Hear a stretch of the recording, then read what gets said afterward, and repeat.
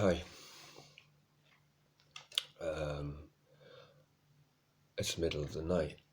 I've woken up in the middle of the night again, but somebody advised me it could be that you've got low blood sugar. So I had a carrot. There were carrots, and it seems to have worked. Thing is, I've woken up. It's not a bad thing because I want to get a thought straight in my head, and it relates to a couple of poems. This channel's just about poems. They're just poems. But somebody explained to me a good way of thinking about this concept called the NPC. So it's quite fashionable at the moment to call people NPCs, non-playable characters. The explanation was something like, you're stuck. You can't fall in, and you can't pull yourself free. It's a strange attractor, like a black hole. And what causes this? What seems to cause this is following a belief system. It doesn't matter which one it is. It's always going to be at third hand. You're going to be the third party in this belief system that's been generated by something, someone. So you're stuck. At the root of this stuckness is attraction. So you're drawn to this belief system, but it can't be yours. So in archetypal terms, attraction is this Pan idea as well. Great compulsion and great inhibition, or great attraction and great repulsion. So one of the nymphs of Pan was Echo, and it strikes me as, if it's a media thing, it is an echo. It's like people like to feel safe. They'll look for answers. They'll share anything on Facebook, but they won't sit through a lecture or even read a book. So it's not as if you can't search for answers. That's not a belief system. That's a process of searching for answers, finding the answers and moving on. A belief system is something that keeps you coming back to it again and again and again, and at which point you're stuck. So with that in mind, I just wanted to give you this first poem. And this first poem's called, it was written in 2018. This first poem is called Until We Have Wings, after Psyche and Cupid. So just to explain the title comes from C.S. Lewis, who was a Christian and a great friend of J.R.R. Tolkien.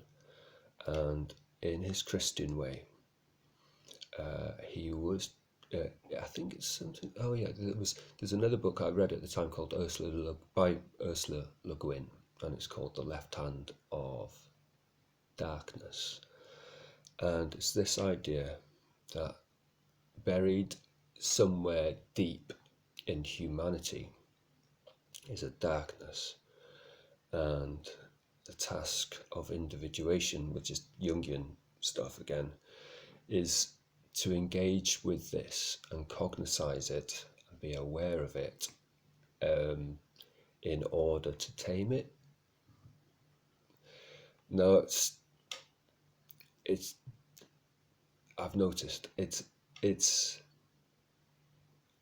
matured. The idea's matured with me to the point now where you can say that evolution, biology, wouldn't, and this relates to, I think this relates to the hereditary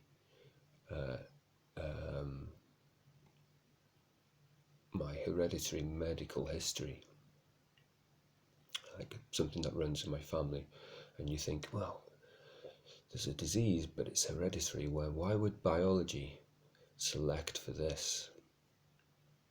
So if you think about it in terms of why would biology select for the fact that there's a darkness in all human souls, it just wouldn't. It's a non-playable character. It's an NPC.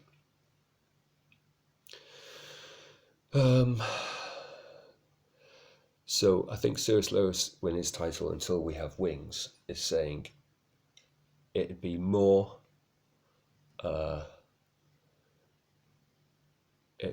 cogent to think that biology would select for us having wings than it would for us to select for us having a darkness in our soul. So that's the title. Something else in this poem, and it's the idea of wedding the anima. So in order to keep the anima safe, you actually bring the anima into your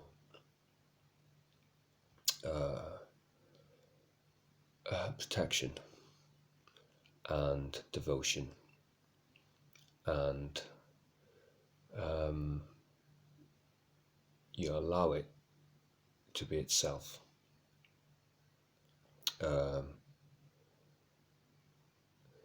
So there's that idea of wedding the anima. And if you think of this as, so it begins, she gave him. So if you think of the she in him as the anima, and him in this as the animus, it should make more sense. Okay, so here's the poem. It goes, it's the middle of the night again. Until we have wings. It goes, she gave him away the moon. The mead horns mark a copper crescent. With the ghost of a smile, she let herself, like a hawthorn leaf, be carried by the current. Like a calico consumed by the heat of the summer that comes down to drink and is borne away by the river. Her being condensed like steam from a kettle, in stillness like silver glass becomes the mirror. She saw now the how of the matter, the married year, the sickle and the hammer, the stone rose raised in an age of bronze and flower, how she gave herself away for the wings of a fieldfare. So the fieldfare, that's Cupid, or Eros, which is, Eros comes from ptera, the word ptera, which means wing, and it also means osteros, which is reaching. So it's the reach and the wing. And the fieldfare are these birds that come in winter, they're migrants, and they come in winter, and they do the migration, but once they land in the field, they just bounce around. They don't really use their wings. So there's that.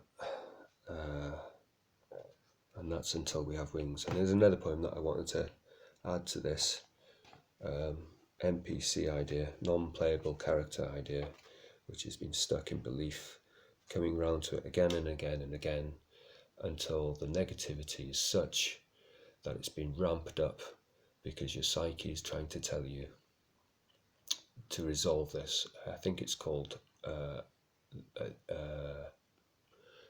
it's a Freudian compensation. So it brings things into psyche as often as it can in order to point out to you that there's a problem. And it does that by ramping up the negativity, which we all suffer from now and again. For me, recently, it's been smoking. Middle of the night smoking, but I think the carrot's going to help. The idea of the carrot and the stick, the crook and goad. Anyway, this poem's not called The Crook and Goad. This poem's called Frozen, and it's that idea of the NPC and echo being a form of attraction. If you get your relating mechanism, which is embodied in anima and animus, that masculine part of a woman's psyche and that feminine part of psyche in men, is the idea of Pan and his nymphs. You see, one of his nymphs was called Echo, and this poem is about an echo. So anyway, I'll leave the explanation at that and just do this one little poem, and that'll be it. So that's a 10-minute video. This poem's called Frozen. Stuck.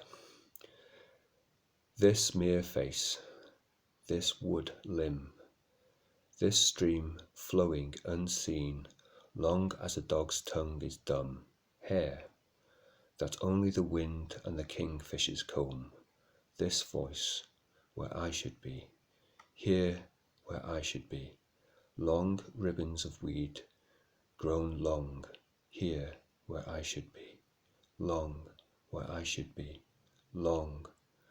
The missile thrush's song, the mute song's wing, the lover's laughter crying over the broken pond. So the pond doesn't, in this, the pond doesn't melt, it gets broken. States can be changed, or they can be, what do they call it? Violent conversion.